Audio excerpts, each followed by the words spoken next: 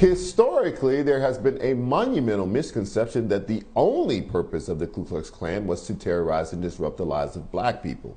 In fact, the Klan's anti-black sentiment was just one tool used to draw in prospects.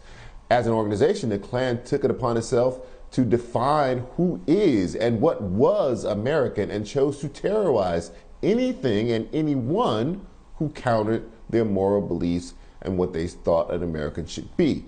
Klansmen brutalized black people and white people who they felt contributed to the decline of American morality through acts like divorce and adultery, defiance of prohibition, and gang-related activity.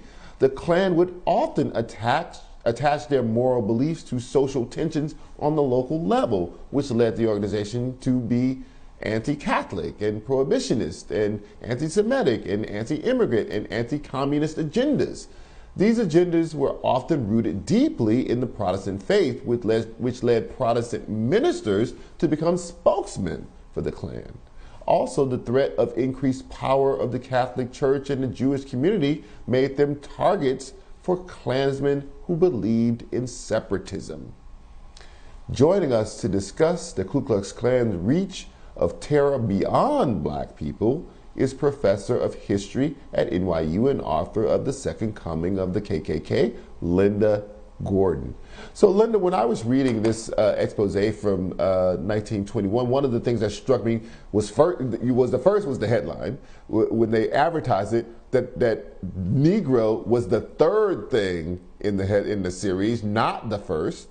And in one of the first articles in the series, they said that, you know, the idea of anti-black hatred had become almost tangential to kind of anti-religious hate and also a kind of an anti-immigration hatred. Explain that to our viewers, how the Klan morphed into an organization that broadened its circle of hatred beyond black people. Well, you know, the Klan actually didn't invent this. It picked up on an anti-immigrant movement that was very elite. We're talking about rich Harvard graduates, people who came over on the Mayflower. What the Klan did was to turn this into a mass movement. The 1920s Klan had something like 3 to 5 million members. It had 150 print publications.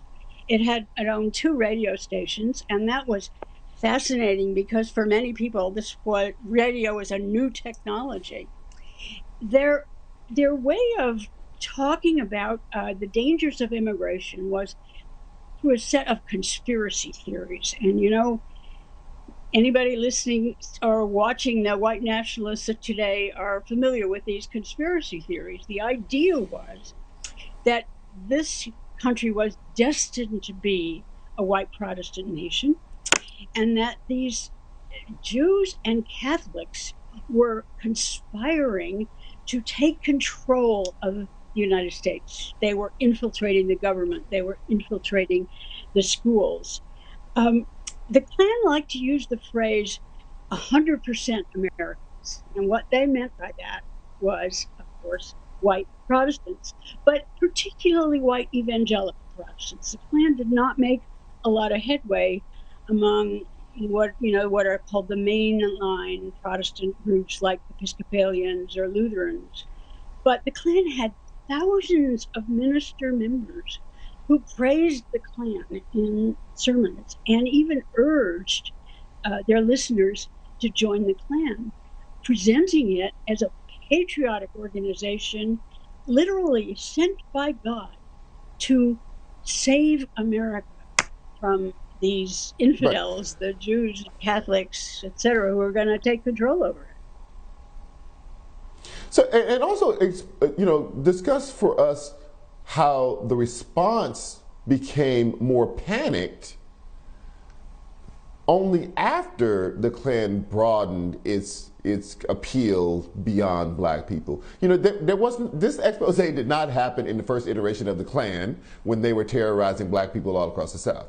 This happened in the second iteration when the growth of the Klan was happening twice as fast in the North and West than it was happening in the South, and it was not against black people, it was against people who we now consider to be white.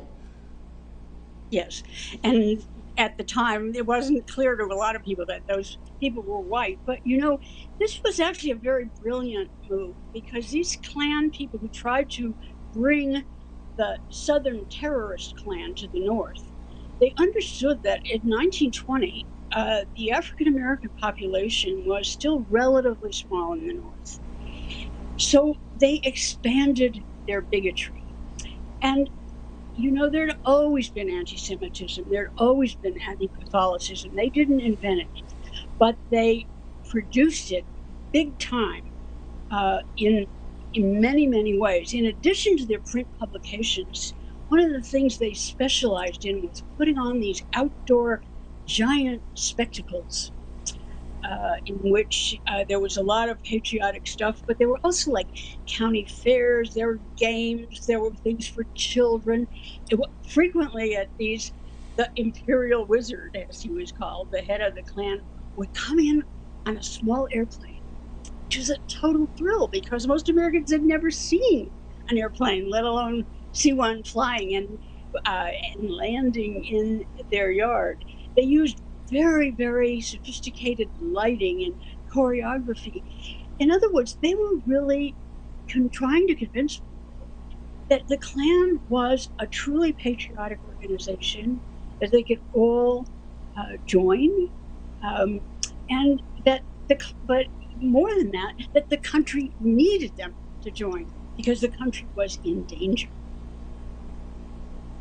Can you just help me explain something? I've been trying to like intellectually wrap my head around this, and I'm just still struggling with it. How the Klan, as a terrorist, vigilante terrorist organization, could also be deeply rooted in morality. That morality became a real part of the philosophy and the theology of the Klan. Yeah, well, you know, I think the important thing that about the Northern Klan is they not only had to add targets of their bigotry, but they actually found that they could do more by not being violent. They had a very, very sophisticated electoral campaign system. They elected something like 16 senators, scores of congressmen, and I am talking about people who openly said they were members or openly said they were supporters of the Klan. And then after they put these people in office, they had a very sophisticated lobbying operation. One of the things I put in the book, because I found it so amazing, was a chart that listed every single senator, and then on the side evaluated how friendly or not friendly that senator was to the Klan. In other words, this is kind of a guidebook for lobbyists who were coming to Washington. And then finally, you know, in 1925, they had this massive, massive march in Washington, D.C. Really quite a Right. Linda Gordon, thank you. Fascinating conversation. Really appreciate your time.